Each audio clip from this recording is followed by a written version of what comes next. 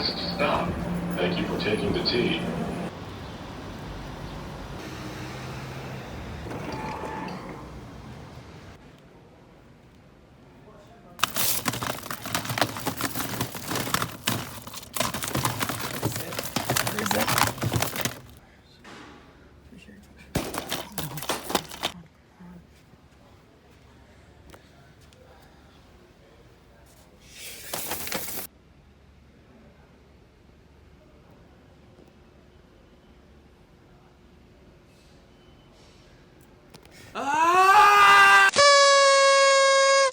Hello friends and enemies, my name is Luke, and welcome back to Second Place. As someone with very strong opinions who grew up in a massive media landscape, I've been immersed in fandom culture from a pretty young age. Now, as anyone who's been to an anime convention or some kind of Comic-Con can tell you, no fandom is safe from bullshit. In all fairness, there's definitely non-toxic fandom communities for every piece of media imaginable, but there's always that one subgroup of each fandom that manages to step over the line. It's rare that a singular piece of media manages to spawn two ideologically opposed yet equally zealous sub-fandoms, but that's exactly what happened here in the case of Alita, Battle Angel. If you somehow avoided every possible sliver of marketing in the first couple months of 2019, you might be asking me, Luke, what's Alita Battle Angel? If that's you, I'm glad you asked. And I hope the coma didn't destroy too many of your motor functions. Alita Battle Angel is a movie about an android girl with annoyingly large eyes. It's a big-budget, CGI-filled blockbuster written by James Cameron and directed by Robert Rodriguez, the man who brought you the modern classics Spy Kids and The Adventures of Shark Boy and Lava Girl. Something you might not know about me is that I'm a senior in film school, which means that all my opinions about movies are objectively correct. That being said, despite the fact that I only watched Alita once in the theater, I'm pleased to announce the very first Second Place film review. It's not that good. If I were to make an actual leftist critique of Alita, it would be such low-hanging fruit that it wouldn't even be worth my time. Alita features a city full of mega-rich elites built literally on top of a junky city of the proletariat. Don't get me wrong, it's good politics, but as a piece of entertainment, I just couldn't get that into it. Sure, it looks nice and there's some cool fight scenes and effects, but the plot isn't very strong and the dialogue is corny as all hell. Let's move past the movie itself and talk about the first group of irrationally devoted Alita fans, men's rights activists, and the right-wing pop culture critic sphere. A few weeks after Alita's release, another movie featuring a quote-unquote strong female lead came out, this one being Captain Marvel. Leading up to and following the release of Captain Marvel, the movie became a target of the kind of people who refused to shut the fuck up about The Last Jedi. The biggest reason for this is a speech that Brie Larson, the namesake star of Captain Marvel, gave at the Crystal and Lucy Awards in 2018, in which she called for more film critics of color. 67% of the top critics reviewing the 100 highest grossing movies in 2017 were white males. Am I saying that I hate white dudes? No, I'm not. But what I am saying is that if you make a movie that is a love letter to women of color, there is an insanely low chance a woman of color will have the chance to see your movie and review your movie. Other people, besides white dudes, like Star Wars, I do not need a 40-year-old white dude to tell me what didn't work for him about A Wrinkle in Time. It wasn't made for him.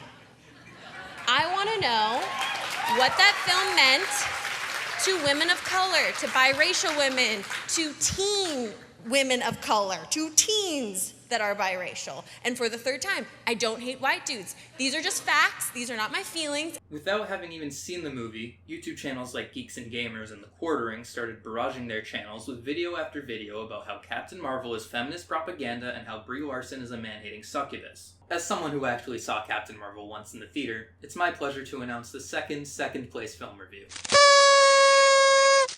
It's not that good. If I had to say whether I liked Alita or Captain Marvel more, I'd have to give Alita the edge because it has good politics, whereas Captain Marvel is basically just a 2-hour commercial for the Air Force. However, despite all its flaws, Captain Marvel isn't the ultra-woke monstrosity that anti-SJW YouTube claims it to be. If it was, I'd probably like it way more. Regardless, the reactionary narrative had already been established. In order to prove that they weren't sexist, though, the right-wing pop culture crowd needed to find a supposed example of a female protagonist that doesn't shove feminist politics into the audience's faces. That was when they landed on Alita.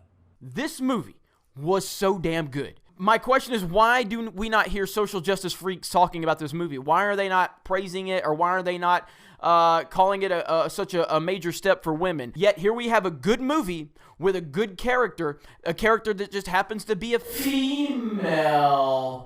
And we hear nothing from these same nut jobs that can't shut the fuck up about identity politics. This is the definition of a reactionary fan base. It wasn't created out of a love for the movie itself, but rather a hatred for something else. The fact that these right-wing pop culture critics were so eager to disavow Captain Marvel in favor of the more class-conscious Alita just because Captain Marvel has the occasional line about female empowerment is pretty telling. Sure, it's almost guaranteed that a decent percentage of these creators actually did enjoy Alita quite a bit, but that doesn't change the fact that they used the movie to push their agenda and adhere to their narrative.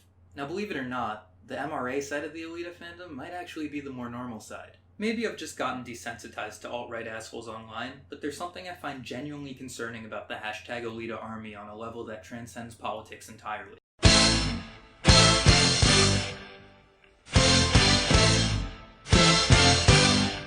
So here's the thing, I can't fault these guys. Sure, they're creepily intense, but as a fandom veteran myself, I can understand their enthusiasm. There's just something about the Alita Army's latest endeavor that I find really sad.